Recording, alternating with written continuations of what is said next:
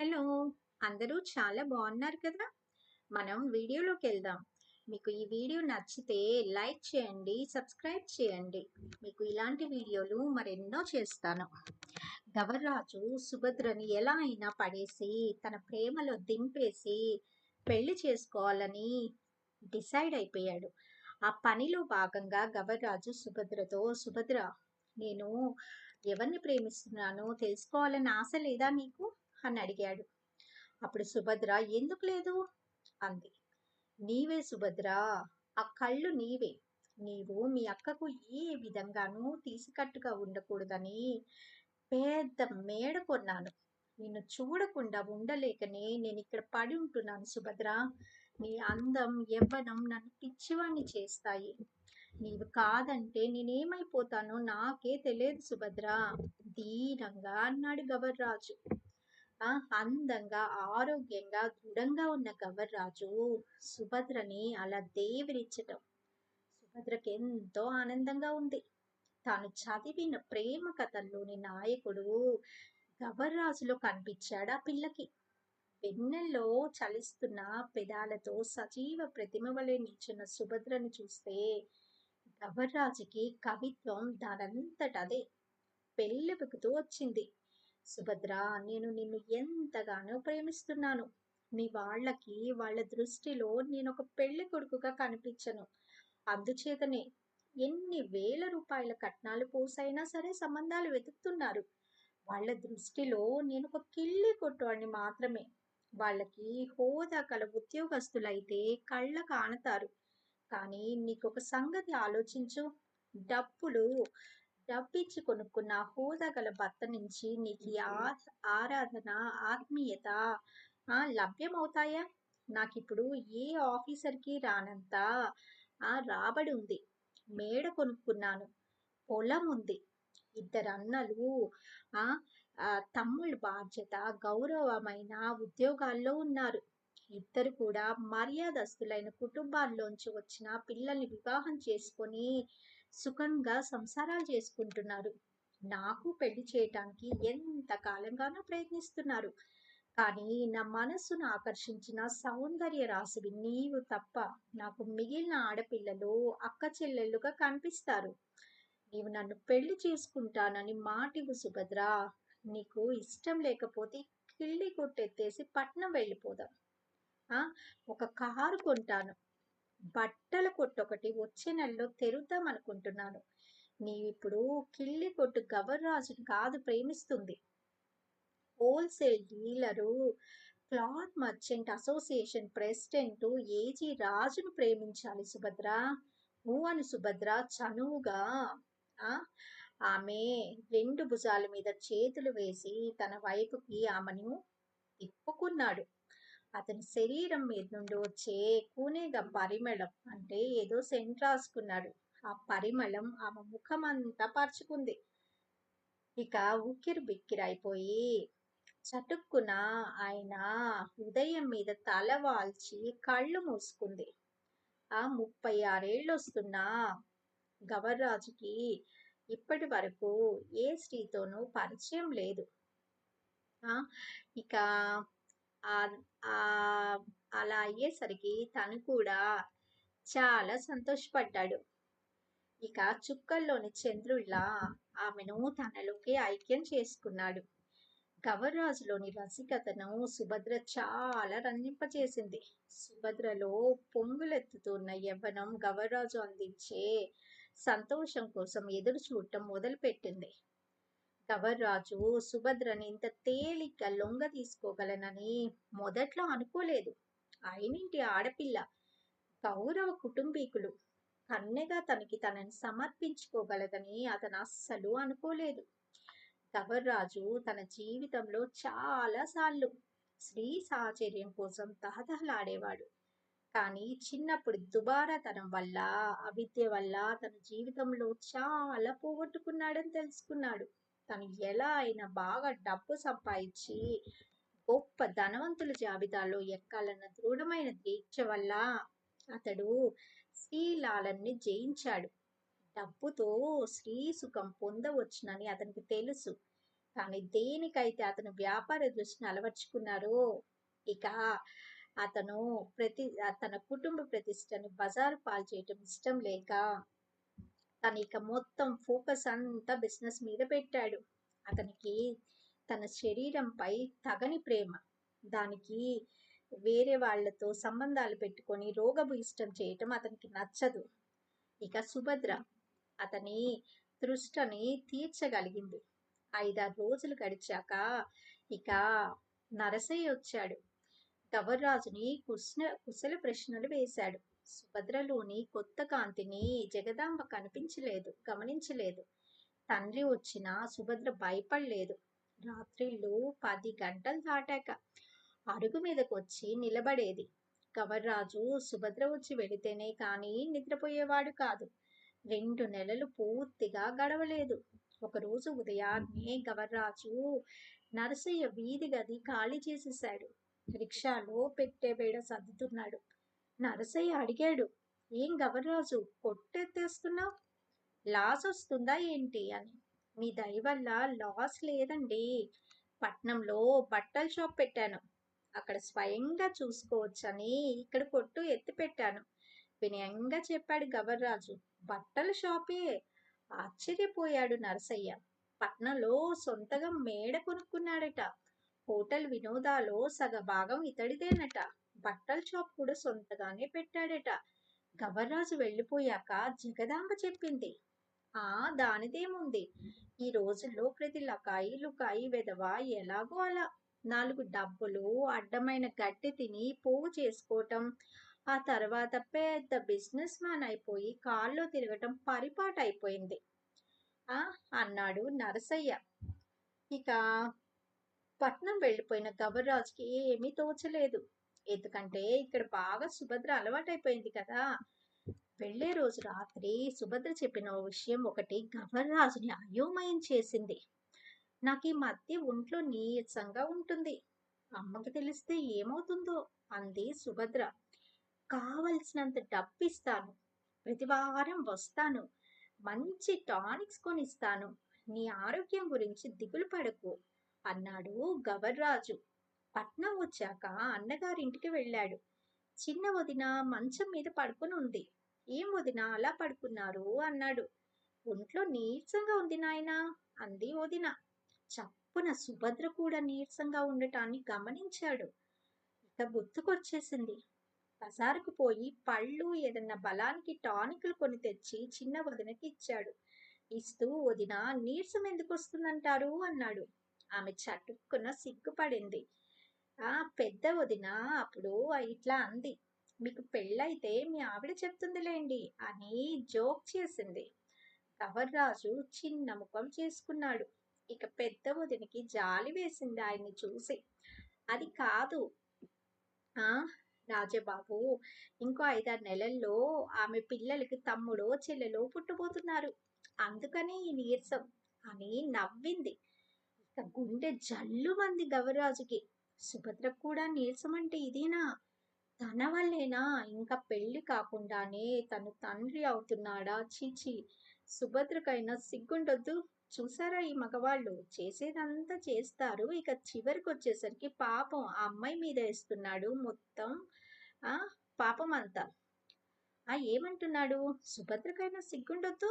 అయినా తనకి మేడ ఉందని డబ్బు సంపాదించని చెప్పగానే తనకి లొంగిపోయింది. ఏమిటి ఆడపిల్లలు ఇట్టే లొంగిపోతారు. సిగ్గైనా ఉండద్దు. వాళ్ళకి కావాల్సింది డబ్బు, దర్జాగా షికార్లు తిరగటం. దానికోసం నీతిని కూడా కోల్పోతారు. తను పెళ్లి చేసుకుందాం అనుకున్నాడు. అదే చెప్పాడు సుభద్రతో. ఎలాగూ పెళ్లి చేసుకోబోతున్నాం, ఇంతలో తొందర దేనికి? ఆ 3 ముళ్ళు పడేదాకా మనం స్వేచ్ఛగా ఉండొచ్చు కదా. ఇంతవరకు హద్దు మీరకూడదు అని ఒక్క మాటన్నా వారించకుండా తనకి తాను లొంగిపోయింది సుభద్ర. ఇప్పుడు ఏం చేస్తుందో? తను పెళ్ళాడనంటే ఏం చేస్తుంది? ఏమీ చేయదు.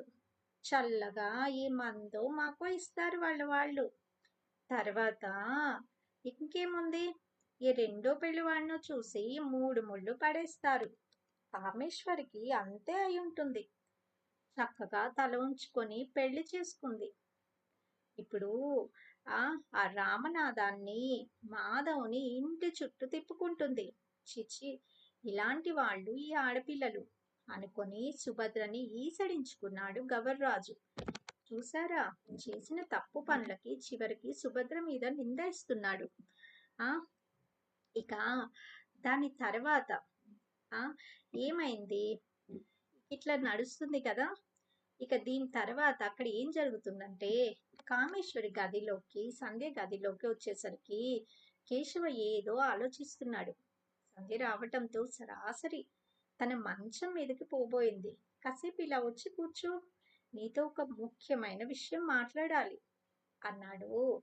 ఆ ఇక సంధ్య వచ్చి నిలబడింది. కూర్చో అన్నాడు. సంకోచిస్తూ నిలబడింది. పర్లేదు కూర్చో అన్నాడు.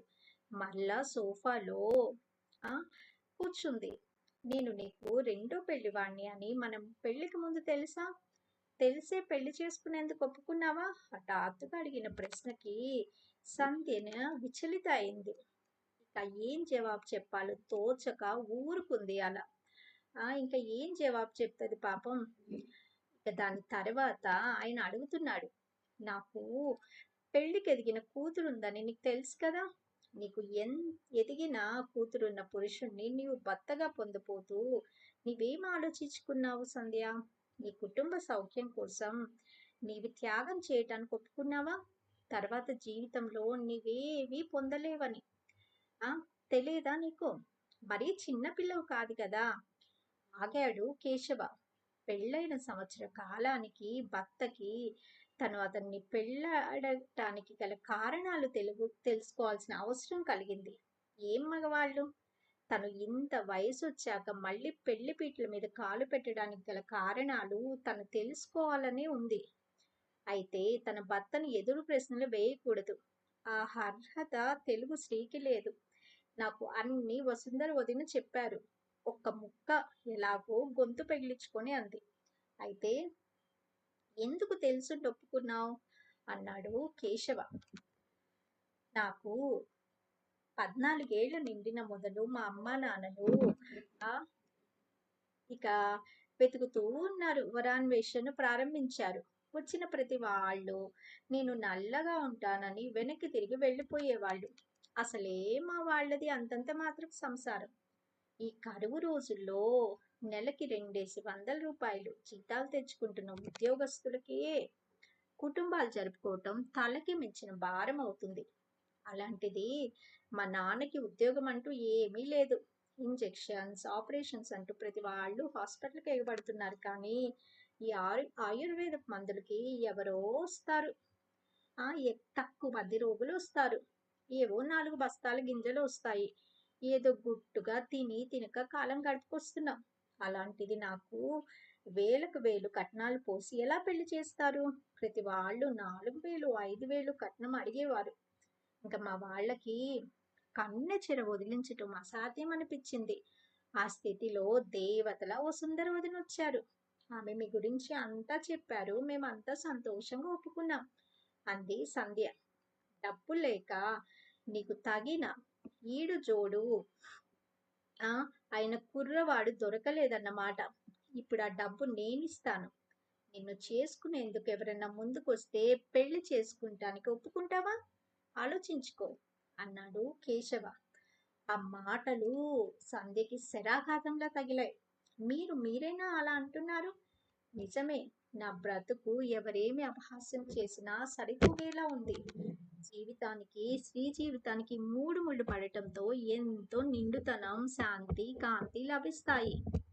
ఇక కన్నె మనసులో ఏవేవో కోరికలు తూగిపోతూ ఉంటారు. ఈ 3 ముళ్ళ బంధం కోసం 1000 కన్నులతో ఎదురు చూస్తారు.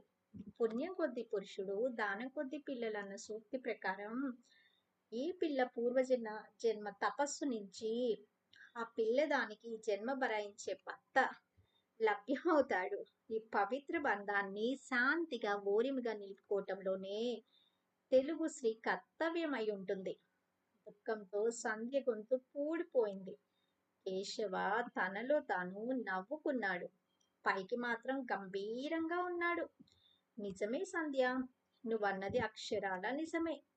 నీ పూర్వజన్మ తపస్సు యొక్క ప్రభావం ఇంకా నీ వ్యక్తిత్వం మీద పడలేదు. ప్రస్తుతం నీకు దొరికిన భర్త నేనే. నేను రెండో పెళ్లివాణ్ణి. నన్ను సేవిస్తూ ఇక్కడే నువ్వు జీవితాంతం పడి ఉండాలని శాసించటానికి నేను నీ మెళ్ళో వేసిన 3 ముళ్ళకు అధికారం ఉంది. నీ మనసేమిటో, నీ గతం ఏమిటో తెలుసుకోకుండా ఆ అధికారాన్ని బలవంతంగా నీ నెత్తి మీద రుద్దదలుచుకోలేదు. నీకు నీ జీవితాన్ని నిర్ణయించుకునే అధికారం ఉంది. నీ వ్యక్తిత్వాన్ని తీర్చగలిగే ఆ అవకాశం, స్వేచ్ఛ ఉంది. విద్యా గౌరవాలకు పోయి నీ విరిసిన పువ్వు లాంటి జీవితాన్ని నాశనం చేయదలుచుకోలేదు. ఉం? ఆలోచించుకో, నీకు బోలెడు వ్యవధి ఉంది. ఈ సంవత్సరం వేసంగిలో నళిని పరీక్షలు కాగానే ఆ పిల్లకు పెళ్లి చేయదలుచుకున్నాను.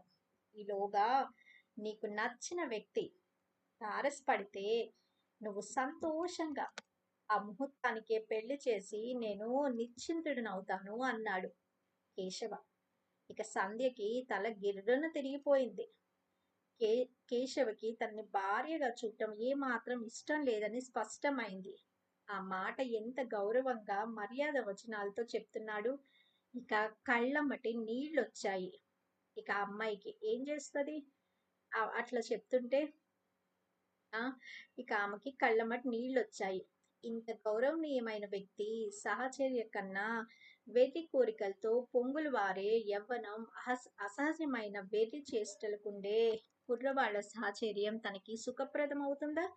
చచా, తనలో ఎప్పుడు అలాంటి నీచపు కామతృష్ట కలగనే కలగదు.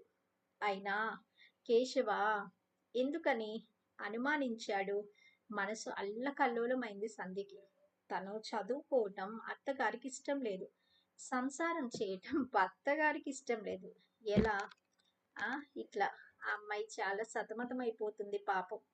ఇక మనసులో ఏం చేస్తారు చెప్పండి? తన ఇంటి ముందుకు కేశవ కారు ఆగింది. చూసిన రామనాథం నళిని వచ్చి ఉంటుందని ఊహించాడు. కానీ ఇంట్లోకి రాగానే కేశవను చూసి కొంచెం కంగారు పడ్డారు.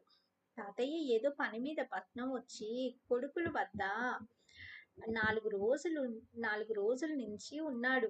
తన కొడుకుల కోసం కార్ల మీద వచ్చే పెద్ద మనుషుల్ని చూసి తాతయ్య చాలా సంబరపడుతున్నాడు.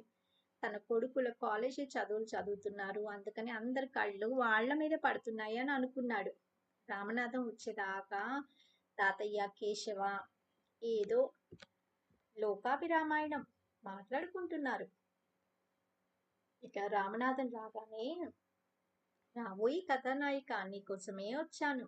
అనుకోకుండా మీ నాన్నగారి పరిచయం కూడా కలిగింది అన్నాడు కేశవ. రామనాథం ఊరుకున్నాడు. ఇంతలో మాధవ్ కూడా వచ్చాడు. అందరూ కుర్చీలో కూర్చున్నారు. మా ఇంట్లో ఒక అమ్మాయి ఉంది. కొన్ని కారణాల వల్ల నా ఇంట్లోనే ఉంది. ఆ అమ్మాయి పేరు సంధ్య. కట్నం కానుకల విషయంలో మీరు ఆలోచించనక్కర్లేదు అన్నాడు. రామనాథం శరీరం చల్లుమంది. ఇదేదో కథలా ఉంది. తను పెళ్లి చేసుకున్న భార్యకి మళ్ళీ పెళ్లి చేస్తాడా ఈయన? సంధ్య ఒప్పుకుందా? ఒకవేళ ఆ పిల్లే బలవంతం చేస్తుందేమో. ఇక తన తండ్రికి సంధ్య పెళ్ళైన పిల్లని తెలిస్తే ఏమన్నా ఉందా? ఇలా ఆలోచిస్తున్నాడు రామనాథం. ఇక మాధవ్ అయితే మహదానంద పడిపోయాడు. కేశవ యొక్క హృదయ సంస్కారానికి జోహార్లు అర్పించాడు. అయితే చూచి వద్దామంటావా రామనాథం అన్నాడు తాతయ్య. తాతయ్య సంధ్యని ఇది వరకు చూడలేదు, అంచేత ఇప్పుడు చూసినా పర్వాలేదు అనుకున్నాడు మాధవ. రామనాథాన్ని మా అమ్మగారు ఇది వరకు చూడలేదు, ఒకసారి మా అమ్మ చూడాలనుకుంటుంది అన్నాడు కేశవ. అయితే వెళ్ళరా అన్నాడు తాతయ్య. రామనాథం మాధవ బయలుదేరారు. నువ్వు తోడు పెళ్లి కొడుకువా అన్నాడు తాతయ్య. కాదు, అతను పెళ్లి కొడుకే అన్నాడు కేశవ. మీ అమ్మాయికి స్వయంవరం ఏమిటి అన్నాడు తాతయ్య. సెకండ్ రౌండ్లో మీరు వద్దురు కాని అన్నాడు కేశవ. ఇలా జోక్స్ వేసుకుంటూ వెళ్తున్నారు. రామనాథం మనసు సంతోషంతో తల మునకలవుతుంది. కామేశ్వరి కూడా తనని ప్రేమిస్తుందన్నమాట. ఆ ప్రథమ సమాగమనానికి ఉవ్విళ్ళూరుతున్నాడు. ఇక సంధ్య కూడా రామనాథాన్ని లవ్ చేస్తుంది అనుకుంటున్నాడు. ఇక మాధవ్ మనసు రాకెట్లా ఎగురుతుంది. నళిని మీద అనవసరంగా కోపం తెచ్చుకున్నాడు. సంధ్య పెళ్ళయిందని తెలిస్తే రామనాథం ప్రేమించటం మానుకుంటాడని భయపడి ఆ సంగతి తెలియనీయకుండా దాచింది పాపం నళిని అని నళిని మీద జాలిపడ్డాడు మాధవ. ఇలా ఎవరి ఆలోచనలో వాళ్ళు సతమతమైపోతున్నారు. రామనాథం, మునుపు నీకు సంధ్యని ఇద్దామనుకున్నారట, నిజమేనా అన్నాడు కేశవ. నిజమేనండి అన్నాడు రామనాథం. మరెందువల్ల చేసుకోలేదు? సంధ్య అంత నచ్చలేదా నీకు? మరి కట్నం చాలకనా అన్నాడు కేశవ. ఇక రామనాథం మాట్లాడలేదు. కేశవ ఏమీ చెప్పటానికి రామనాథానికి ఎందుకనో మనస్కరించలేదు. సంధ్య నీకు బాగా అంటే మనస్ఫూర్తిగా నచ్చింది కదా అన్నాడు కేశవ. నవ్వి ఊరుకున్నాడు రామనాథం. రామనాథం, మీ నాన్న కోరిన కట్నం 3000 నేను ఇస్తాను. నీవు నిస్సంకోచంగా సంధ్యను స్వీకరించు. ఒక అమాయక కన్య మెడలో 3 ముళ్ళు వేసినందుకు నేను ఈ పరిహారం ఇచ్చుకుంటున్నాను. ఆమె వివాహిత అన్నమాట నీ మనసు నుండి తరిమే. నాకు మాత్రం వివాహం అన్నది మటుకు నీ అంతస్తుకి హత్తుకోనియకు అన్నాడు కేశవ. తను ఎంత పాపం మంచివాడు. ఇక తన భార్యకి పెళ్లి చేద్దాం అనుకున్నాడు. ఇక రామనాథం మాట్లాడలేదు. ఇక కారు కేశవ ఇంటి ముందు ఆగింది. తెల్లని నైలాన్ జరీ బట్టలు ధరించి నడినెత్తిన ముడి చుట్టి ముడి నుండి ఒక పక్కగా భుజాల మీదకి జారేటట్లు అప్పుడే విరజిస్తున్న జాజిమూలు ధరించిన నళిని కారు దిగి చప్పున వినగానే వరండా మీదకు వచ్చింది. వసు అత్తయ్య వచ్చింది అంటూ తండ్రికి చెప్పి హలో కమాన్ అంటూ అన్నదమ్ములిద్దరినీ ఆహ్వానించింది. కేశవ లోపలికి వెళ్ళాడు. మాధవ రామనాథం నళినితో కబుర్లు ఆడుతూ హాల్లోనే కూర్చున్నారు. కేశవ తల్లి దగ్గరికి వెళ్ళి అమ్మ వసుంధర వచ్చిందా ఏదే అన్నాడు. సీతమ్మ వచ్చింది. మన నళినికి ఏదో సంబంధం ఉందట, చూసి రావటానికి అగ్రహారం వైపు వెళ్ళింది. రాత్రికి వచ్చేస్తుంది. అతను పెళ్లి కొడుకు, మన అక్కయ్యకు దగ్గర చుట్టమట. Engineer pass అయ్యాడట. చదువుకున్న అమ్మాయి అయితే చేసుకుంటానన్నాడట. పోనీ మనతో చెప్పిపోదామని వచ్చింది. పిచ్చి తల్లి, పిల్లలు లేకపోయినా నీకన్నా 10 మంది పిల్లలు కలిగితే చాలు అంటుంది అని అన్నది సీతమ్మ. చెల్లెమ్మ ఇంట్లో లేదన్నమాట. ఒక్కటే వినిపించుకున్నాడు కేశవ. ఇక కేశవ హాల్లోకి వచ్చాడు. నళిని ఏదో సినిమాకి రమ్మని మాధవ్ని బ్రతిమలాడుతుంది. మాధవ్ రానని మారం చేస్తున్నాడు. పోనీ వెళ్ళబోయి సరదాగా మీ అన్నకు వచ్చిన భయమేమీ లేదు. అతన్ని జాగ్రత్తగా మీ తండ్రి వద్దకు చేర్చే పూచి నాది అన్నాడు కేశవ. మాధవ నళిని సినిమాకి వెళ్ళిపోయారు. రామనాథం ఒక్కడు హాల్లో కూర్చున్నాడు. పైన ఉంది సంధ్య. వెళ్ళి నీ అభిప్రాయం ఆమెకు తెలియచెప్పు అన్నాడు కేశవ. రామనాథం కదల్లేదు. స్థాణువులా కూర్చున్నాడు. ఇంత స్నేహశీలి అయిన పెద్ద మనిషికి తాను ఎలాంటి ఉపకారం చేయబోతున్నాడు? రామనాథం కళ్ళు చెమర్చాయి. వెళ్ళబోయి పెళ్లి కూతురుకుండాల్సిన సిగ్గు నువ్వు చూపిస్తున్నావేంటి అన్నాడు కేశవ. అప్పటికి రామనాథం కదలకపోవటం చూసి ఆలస్య అమృతం విషం, పద నేను వస్తాను అంటూ లేచాడు కేశవ. ఇద్దరు పైకి వెళ్ళారు. సంధ్య మంచం మీద బోల్లా పడి తలగల్లో ముఖం దూచుకున్నది. సంధ్య ఎటూ కాని వేళ నిద్రపోతున్నావా అన్నాడు కేశవ. కేశవ పలకరింపుకి మంచం నుంచి లేచి నిల్చుంది కామేశ్వరి. ఆమె కళ్ళు ఎర్రగా ఉబ్బిపోయి ఉన్నాడు. సంధ్య, నీతో మాట్లాడాలని రామనాథం వచ్చాడు. నేను నిన్న నీకు చెప్పిన విషయాలు జ్ఞాపకం పెట్టుకో, జాగ్రత్తగా విను అని చెప్పి వరండాలోకి వచ్చి మేడ మెట్ల మీద వద్ద నించున్నాడు. కేశవకి అకస్మాత్తుగా తానేదో కాని పని చేస్తున్నట్లు యోచన కలిగింది. రామనాథానికి సంధ్య ఏమి జవాబు చెప్తుందో వినాలనిపించింది. ఎటు సంధ్యకి నచ్చిన వాడితో వివాహం చేయాలని తను అనుకుంటున్నాడు. సంధ్య చెప్పే జవాబు వినాలని తనకెందుకు ఈ తాపత్రయం? సంధ్య తన్నే కోరుకోవాలనుకోవటం ఇంత వయసులో కూడా తనకి బుద్ధి చాంచల్యం వదలట్లేదన్నదే తార్కాణం. ఇప్పుడు ఈ వయసులో సంధ్య లాంటి చిన్న పిల్లతో సంసారం చేయబోవటం హాస్యాస్పదంగా ఉంటుంది కూడా. ఇలా తనలో తాను మల్లగుల్లాలు పడుతూ మేడ మెట్ల మీదనే స్థానడులా నిల్చున్నాడు. ఇక రామనాథం కూడా సంధ్య వద్ద అలా నిల్చుండిపోయాడు. ఎందుకు వచ్చారు రామనాథం గారు అంది సంధ్య. ఆమె కంఠం రూక్షంగా ఉంది. ఇక రామనాథం ఏమీ మాట్లాడలేకపోయాడు. హ్మ్. ఇక ఎందుకొచ్చారిక్కడికి? నాతో ఒంటిగా మాట్లాడటానికి అవకాశం మీకెందుకు? అంది. ఆమె స్వరంలో రోదన నిండుతుంది. సంధ్య ఏడాది క్రితం నిన్ను పెళ్లి చూపులకి చూశాను. అప్పుడు నీతో మాట్లాడటానికి నాకు కానీ, నాతో మాట్లాడటానికి నీకు కానీ అప్పుడు అవకాశం లేవు. ఇప్పుడు కేశవ్ గారి ఔదార్యం వల్ల మనకి అవకాశం కలిగింది. నిజానికి సంధ్య ఆ రోజు నిన్ను చూశాను. నీవు నాకు చాలా నచ్చావు. అదే మా వాళ్ళతో చెప్పాను. కానీ భగవంతుని దయ వేరుగా ఉంది. వాళ్ళకి కట్నం నచ్చలేదు. నేను నా మనోనిర్ణయానికి నిర్లజ్జగా మా వాళ్ళ ముందు ప్రకటించే లోపే నీ వివాహ నిర్ణయం మా వాళ్ళకి అందింది. ఇంక నాలో నేనే కుమిలిపోయాను. తర్వాత కూడా మా వాళ్ళ ఒత్తిడి వల్ల అనేక మంది అమ్మాయిల్ని చూశాను. కానీ ఏ అమ్మాయి చూసినా చూడబోయినా నా మనోనేత్రం ముందు నీ మూర్తే సాక్షాత్కరించేది. నీవు వివాహిత అయి సుఖ సంసారం సాగిస్తున్నా కూడా నీ మీద ధ్యానం పోయేది కాదు. కాలేజీలో చేరి చదువుతున్నానని నీకు పెళ్లి కాలేదని మాధవ్ చెప్పాడు. మళ్ళీ చితికిపోయిన ఆశలు చిగురించాయి. నాలో మళ్ళా కొత్త కోరికలు మొలకెత్తాయి సంధ్య. కేశవ్ గారికి నా జీవితం అంతా రుణపడి ఉంటాను. నాకు అలభ్యం అనుకుని ఆశ వదులుకున్న జీవితానందాన్ని తిరిగి ప్రసాదించారు. కేశవ్ గారి హృదయ వైశాల్యాన్ని నేను గుర్తించాను. ఆయన మహానుభావుడు. ఇంకా ఇలాగే కేశవ గురించి స్థుతితో రామనాథం చెప్పుకుపోతున్నాడు. ఇక మెట్ల మీదున్న కేశవ శరీరం నిప్పులతో ఉడుకుతున్నట్లు అనిపించింది. తనని అమితంగా స్తుతిస్తున్న రామనాథం ఈ స్తుతి పాఠాల కోసమేనా తను అగ్నిసాక్షిగా మూడు ముళ్ళు వేసిన భార్యను వదులుకోవటం చీచి తానెంత తప్పు పని చేశాడు.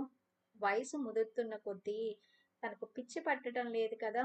అనవసరంగా లేనిపోని చికాకులు తెచ్చి పెట్టుకున్నాడు. తన సంసారం హాయిగా సాగిపోయేదానికి తిప్పలు తెచ్చి పెట్టుకున్నాడు అని ఆ అనుకుంటున్నాడు. ఇక సంసారం కోసమే కదా తన తల్లి, చెల్లి తన సంసారాన్ని తిరిగి పునరుద్ధరించాలనే కదా తన చెవి నీళ్లు కట్టుకొని పోరి పోరి మళ్ళీ పెళ్లి చేసుకునేందుకు ఒప్పించారు. తనకి చితికిపోయిన ప్రేమల్ని పునరుద్ధరింపజేయాలని పాడుబుద్ధి ఎందుకు పుట్టింది? చాచా ఎంత తప్పు పని చేశాను. ఆ అయ్యా రామనాథం గారు, మీకు నేనేం అపకారం చేశాను? ఆ నా సంసారంలో చిచ్చు పెట్టడానికి మీకెందుకీ పాడు బుద్ధి పుట్టింది? పెళ్లి చూపు ఇక సంధ్య మాట్లాడుతుంది. పెళ్లి చూపులకు వచ్చినప్పుడు మీ ముఖం చూసిన గుర్తు కూడా నాకు లేదు. పెళ్లి కానప్పుడు 90 సంబంధాల వాళ్ళు వస్తారు పోతారు. ఒకళ్ళకొకళ్ళు నచ్చితే కదా మూడు ముళ్ళు పడేది. నాకు పెళ్లి కాని రోజుల్లో మీలాంటి యువకులకి ఒక్కళ్ళకి నా మీద జాలి లేదు. అప్పుడు మీకు నన్ను నా పేదరికాన్ని ఉద్ధరించాలని యోచన కలగలేదు. మీరు నిర్లక్ష్యంగా కట్నం కోరటం ఆ కట్నం కోసం తిరస్కరించిన ఒక పేద ఇంటి పిల్ల నేడు ఒక ఉత్తమ మానవునికి భార్యగా గౌరవనీయమైన స్థానం పొందటం చూసి మీలో ఈర్ష్య ప్రారంభమైంది. నా స్థానం శిథిలం చేయటం కోసం ఈరోజు మీకు ప్రేమ పాఠాలు జ్ఞాపకం వచ్చాయి. మీ మాటలు వింటే వాళ్ళు ఏమనుకుంటారు? మా అత్తగారికి నలినమ్మకి ఏం జవాబులు చెప్పుకుంటాను? నా పరిస్థితికి వాళ్ళు మీరు ఏం చెప్పినా నమ్ముతారు. నేనేం చేయను? ఎందుకు నా మీద మీకు ఇంత కక్ష? చప్పున సంధ్య దోసిట్లో ముఖం దాచుకొని వలవలా ఏడుస్తుంది. ఇంకా రామనాథం నిర్ఘాంతపోయాడు. కేశవకి అవ్యక్తానందంతో శరీరం పులకరించిపోయింది. సంధ్య మంచి పిల్ల. ఆ పిల్లని చెంపల నిండా ముద్దులతో నింపి గాఢంగా ఆ కౌగలించాలనుకున్నాడు. కేశవ ఇప్పుడు రెండో పెళ్లి చేసుకున్నందుకు కుమిలిపోతున్న మధ్య వయస్కుడు కాదు. నూతన తేజంతో ఉన్న కొత్త పెళ్లి కొడుకైపోయాడు. రామనాథంకి సంధ్య ఏడుస్తుంటే దగ్గరికి తీసుకోవాలని అనునయించాలన్న కోరిక కలిగింది. కానీ సంధ్య తన్ని తీవ్ర భాషంతో గాయపరిచింది. ఆమెకు తన మీద ప్రేమ కానీ అభిమానం కానీ లేవు. కేశవ్ కూడా ఆమె మనసేంటో తెలుసుకోకుండా తనని ఈ సంభాషణకి ప్రేరేపించాడు. బహుశా అతనికి సంధ్య భారీగా చుట్టం ఇష్టం ఉండదు. అందుకని తనని ఇందులోకి తోశాడు. తను అనవసరంగా ఆమె దృష్టిలో దోషిగా పరిగణింపబడ్డాడు. తన జీవితాంతం ఆరాధించుకుంటున్న యువతి దృష్టిలో తన బుద్ధి వక్రబుద్ధిగా నిరూపించబడింది. ఇంత నాటకం జరిగాక ఇంక ఏం చెప్పి ఆమె దుఃఖం శాంతపరచగలడు? భగవంతుడా! మొదటిసారిగా రామనాథానికి ప్రేమ, నివేదన, తిరస్కృతి అన్నీ కలిసొచ్చాయి. సంధ్య మన్నించండి. చిన్నప్పుడే తల్లిదండ్రులను కోల్పోయిన దౌర్భాగ్యుణ్ణి. సహజమైన మమతానురాగాలకు దూరమైన వాణ్ణి. తాతయ్య గారి చలవ వల్ల పెరిగి పెద్దయ్యాను. నాకు మీ మీద ఏమీ ఈర్ష్య లేదు. మీరు ఆ మంచిగా ఉండాలని మనస్ఫూర్తిగా కోరుకుంటాను. ఆ ఇక కేశవ్ గారిచ్చిన ఈ అవకాశాన్ని వృధా పుచ్చుకోకూడదనే వచ్చాను. మీ మనసు నాకు తెలిసింది. మీరు కలకాలం సౌభాగ్యవతిగా సుఖ సంసారం చేయాలని మిమ్మల్ని తొలి చూపులోనే ప్రేమించిన మనిషిగా ఇప్పుడు సోదరుడుగా భగవంతుని ప్రార్థిస్తున్నాను. మీరు కంటతడి పెట్టకండి. ఇక ముందు కన్నుల నీరు మీరు పెట్టే అవకాశం రాకుండా మీ జీవితం అంతా జరగాలని కోరుకుంటున్నాను. ఇలా రామనాథం వేడుకోలుగా అన్నాడు. చాలా మంచిది. సంధ్య మనసులో ఏముందో తెలిసిపోయింది. ఇక కేశవ్ కూడా కన్ఫ్యూజన్ పోయింది. చూద్దాం మరి నెక్స్ట్ పార్ట్లో ఏం జరుగుతుందో. ఇప్పటి వరకు చక్కగా సంధ్య ఇలా రామనాథం మీద అసలు తనకి ఆ మనిషే గుర్తులేడని కేశవ్ గ్రహించాడు ఈ డిస్కషన్తో. మరి నెక్స్ట్ పార్ట్లో ఏమవుతుందో చూద్దాం. మీకు ఇక వీడియో నచ్చితే లైక్ చేయండి, సబ్స్క్రైబ్ చేయండి. మళ్ళా రేపటి రోజు కలుద్దాం. Until then bye.